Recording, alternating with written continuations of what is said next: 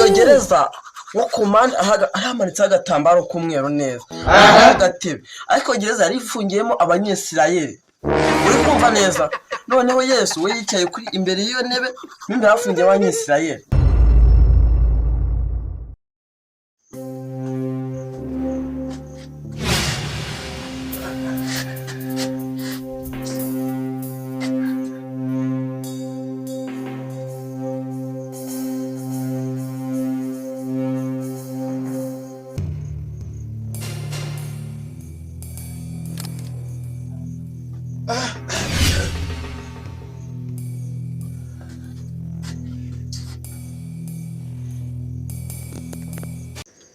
Mwaramutse. Salama mwana. Meze ute? Ni sawa. None se? Ni sawa. Nabyo ni bituje gukora. Ngiye kwiborosa. Akamano sabasaza. Kuva wavuka ugeze na Yesu yiborosa. Yesu nye. Yesu ati iborosa so umwanda umuntu abakura mu karo. Nivyo nakubwiraga. Ubundi kujyama ubumbye umunwa mu gitondo bugacya ubumbye umunwa imyanda ijyamite. Ubumbye umunwa. Avesha w'inshuka uze. Munura. Kuba mbumba umunwa. Ntabwo uri kumwaza umwanda n'ubutaye mu menyo. Urumva? Uriya. Ubu ngubu kuvuga ngo mbumbye umunwa. Yesu ntabwo wabonye we yiborosa. Heze wowe uraza umeze ibintu byo wowe ushyigikiye umwanda. Neza ubu ngubu wambwira aho Yesu yagiye kugurira imyenda cyangwa agafatira irangamuntu mbere yo kumbaza ibyo ngibyo. Bivuga ngo ibyo bintu byose nta na kimwe uzi. Ubundi nivyo nakubwiraga.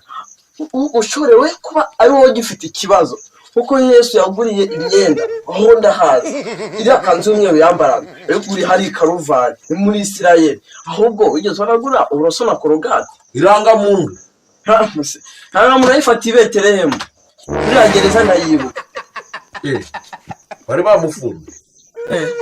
Iyo gereza wo kumanda aramanitse agatambaro k'umweru neza agatebe ariko gereza yari ifungiyemo abanyesirayeli uri kumva neza noneho Yesu we yicaye kuri imbere y'iyo ntebe n'imbere hafungiye abanyesirayeli none baramufotora irangamuntu abagibonye gutya kuko uracyafite ikibazo myumvire mibi.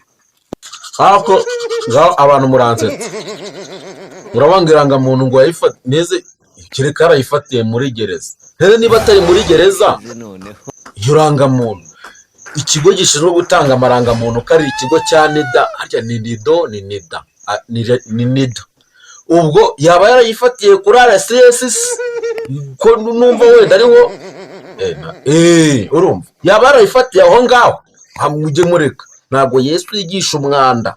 Yesu wabona ukuntu akeye none urambwira ngo se niborose ngo yo naryamye ngo nahumirije ngo nabumbye umunwa ngo nta mwanda ngo wagiyemo nese abandi ko babikora. Ntabwo Yesu ashyigikira umwanda ubyumve neza wanturiwe. Uyu ikintu maze kubona cyo amatwi ari mu rupfu niyumva igihe nakuburije gufata ibyo biti by'umweru ngo wibijombagura muri ayo menyo kumwihorera umunsi uzabirwara ukaza kwa muganga ari nge nkoraye sinzaho kuzi pesi nzamanza gufata inyundo manze ugarabike nzikuremo neza izo nzinyo iki ariko murakose kandi ubwo ibyanjye kubwira ahubwo nanjye kugutira inkweto zifunze none nsanze uzambaye apo urakoze kandi igendere uzamuza amenyo gusa sawa none se muretse wumve gatoya nande kugutira inkweto zifunze ariko none uzambaye kandi igendere nese Yesu we kwambara rugabire waje ukambara rugabire asoni.